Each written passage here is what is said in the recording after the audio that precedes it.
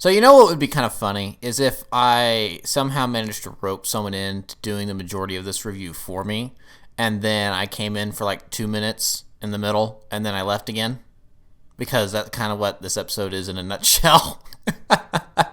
So hello everyone, welcome back to another review of The Bad Batch. Today I am taking a look at Devil's Deal. I think this is now the 12th episode. Like I said, I lost count a long time ago, but I think this is the 12th episode of the first season. I'm assuming this is the first season, and we're going to get multiple anyway at this point. Who knows?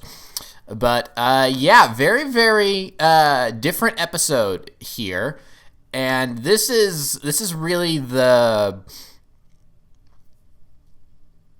kind of the why I'm really glad that Clone Wars is getting some sort of continuation in some form, because with everything that show did over 7 seasons, it really started a lot of stories and different arcs for different characters across different planets and factions and all this different stuff that were all really fascinating. And, some of them ended up getting, they were open in Clone Wars and they ended up being closed in Clone Wars, and we didn't need anything more than that. But then there are some characters and some stories that, they had a conclusion in Clone Wars, but that wasn't, but it was more of a conclusion for that chapter, but their story didn't end. Case in point, the Ryloth story arc. And so I'm really glad that we're getting to return to that, because the Ryloth story arc in Season 1 and also the one episode of Season 3 that confused me on the timeline back when it first aired, because that was back when I thought everything was airing in order, and before I realized, oh wait, chronological order in Clone Wars or in Star Wars in general, what's that? And everything being thrown off. The Ryloth story arc was a really important one in Season 1. It dealt a lot with different characters. Each of the 3 episodes, each episode dealt with different characters, and it did a lot of deep dives into characters over its 3 episodes. The first one, Storm over Ryloth, that was a big Ahsoka episode, one of Ahsoka's most important episodes, I feel. Then the next episode was kind of a clone-centered episode where we met Waxer and Boyle for the first time, and their little friendship with Numa, the little Twi'lek girl. And then the last episode was Mace Windu with Cham Syndulla, and finally liberating Ryloth.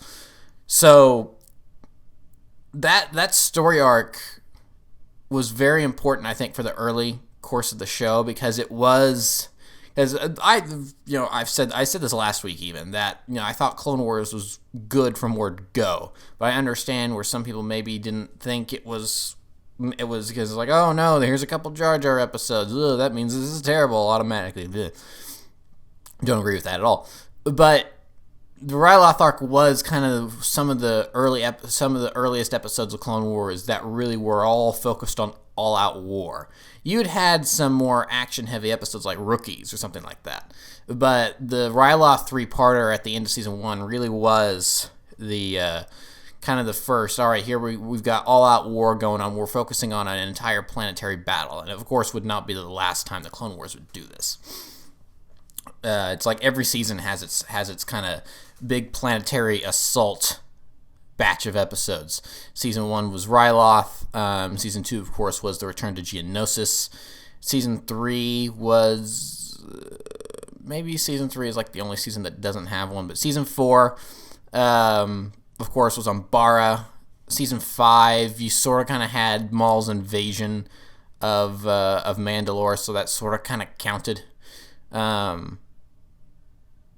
Season 6, I guess you could kind of count Ringo Vinda at the very beginning at the start of the Fives arc. And then, of course, Season 7 had the Siege of Mandalore. So Clone Wars did a lot of these. We're going to focus on an entire planetary battle for a little bit. So yeah, returning to the Ryloth story in Bad Batch now, I think is a really good move, because there is this gap of time, which is, again, one of the things that the Bad Batch is doing well is exploring that period of time and directly after the Empire takes over, before the events of A New Hope, almost 20 years later. But especially with some of these characters from Ryloth, there is this gap of time where we don't know what they were up to, and how did certain things kind of end up getting how did certain things happen? Because Cham Syndulla, for instance, we see him on the occasion in Rebels, and him still trying to free Ryloth, even years later after the Republic kicked the Separatists off the planet with the help of Mace Windu. So it is okay, how did Cham go from being a hero of Ryloth again to then going right back to being the militia leader fighting for his planet's freedom, now against another invading force in the form of the Empire? How did that happen? I mean, considering it's the Empire, you can assume some things, and I think you can correctly assume some things, especially with how this episode played out. But it is, I'm very glad that we are actually getting to see how it happened, and the different mixing political ideologies that we have between Senator Ta and now Cham Syndulla, and the callbacks to that first season of Clone Wars, which I think are really good. Mentioning that, because the thing that got Senator Ta and Cham Syndulla to work together in Liberty on Ryloth in the first place is that they both agreed that once the droids were gone, the clones were going to leave. Obviously, that didn't happen, which is kind of a, Republic going back on their promise. That's not good. Senator Ta may be going back on his promise. And, it's like Cham Syndulla probably didn't have much say in that. He was probably just like, okay, well, there's Senator Ta not keeping his promises again. But the interesting thing is, though, it seems like Cham's kind of become buddy with the clone captain in charge. If I had to take a guess, I feel like that this clone battalion that's there arrived after the battle was over, and they were like there to keep an eye on the planet, working with the Twi'leks. If I had to, because if they were newish on the planet, then I don't think this Captain Hauser would be on a first name basis with Cham. So, and it seems like they definitely trust each other. So I feel like Hauser and his men have been there for a good while. So it's interesting that they are the occupying force that's come in, but Cham has kind of accepted them a little bit, maybe because he realizes the situation is out of his hands or something. So I'm curious as how that's going to be explained next episode.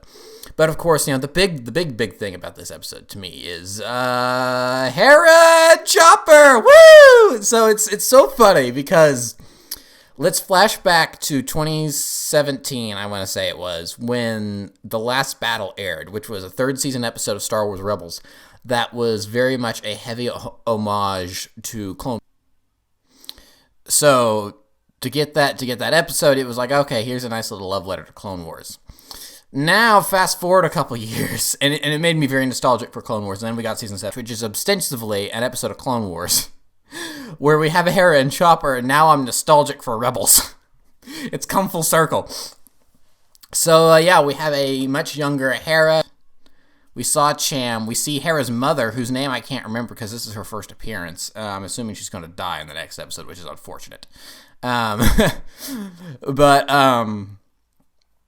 We meet them. I'm like, ooh, we're going to see Hera and Chopper? We're going to see Hera and Chopper? We're going to see Hera and Chopper? And then a couple minutes later, we're seeing Hera and Chopper. And her mind is already, her brain's already in the clouds. She's moving her hand around, thinking what it's going to be like to fly up there and everything, which is great. And it's like the Rebels. I just really very quickly fell in love with the Rebels characters. I know a lot of people kind of look. It's like, what's with the first season of an animated Star Wars TV show? People not being on board with it, and then the later seasons when people say, "Oh, now it gets good." It's like because Rebels, like Clone Wars, has that same problem.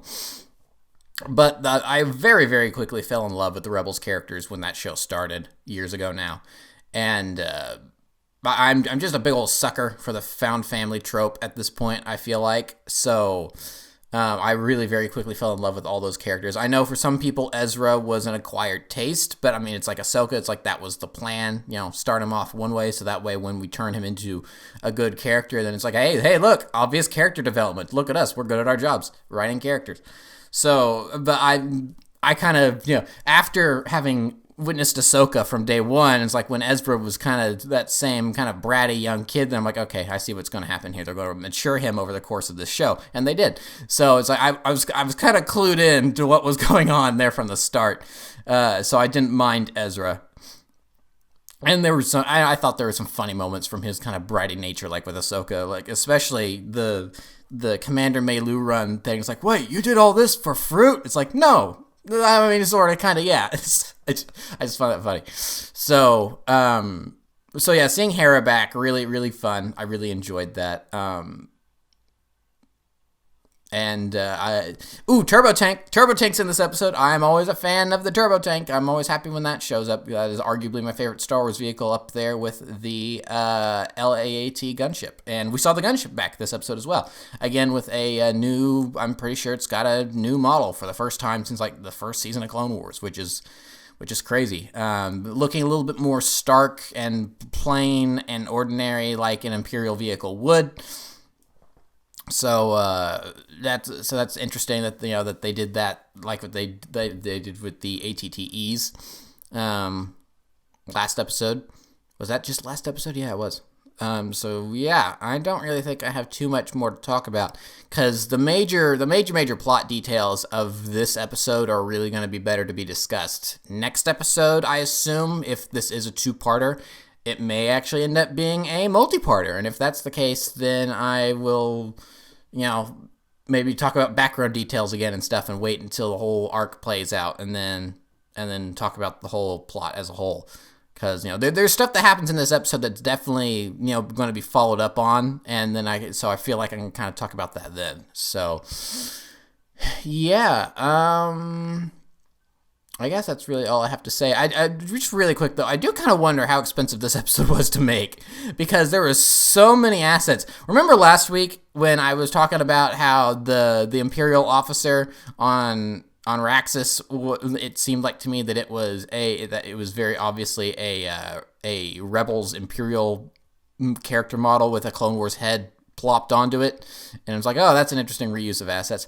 This episode is that times a million, because like, okay, so we have a new character model for young Hera, and Cham gets a new character model. We've got some characters with new character models in a couple new locations, but the Syndulla household is reused. Chopper is reused. I think they just did a couple little paint things on Chopper, but otherwise I think that character model is exactly the same, which is fun. That refinery was new, but I feel like the canyons and stuff, I feel like that layout was probably taken straight out of Rebels. They probably just gave it a different slash of paint to make it look more Clone Warsy. It's like there's so much reused stuff in this episode. It's like, how expensive was this episode to make? So I just found that kind of funny with all the reuse stuff. I mean, but it's not lazy. It's smart. If you're going back to this planet, just reuse stuff that you already have. So, yeah. And the Bad Batch were in this episode for about 3 minutes. So it was odd that they were kind of cameos in their own show, but again, I feel like you needed to focus on other characters this episode to then tee up the next episode, where I'm sure that they come in and they're more prominent again, because Hera probably goes to them after having met them on Gobi's little supply run, and then they're going to come in and try to save the day. So next episode I expect is probably going to be very action-packed, but we will see. So very excited to see where this arc is going to take us. It's good to be back on Ryloth, and I'm very much looking forward to next week. So thank you for watching. Remember to like, comment, subscribe, all that great stuff. Remember to follow me on Twitter and Instagram. Those links are in the description below, and I'll see you guys next time. Thank you so much for watching. Goodbye.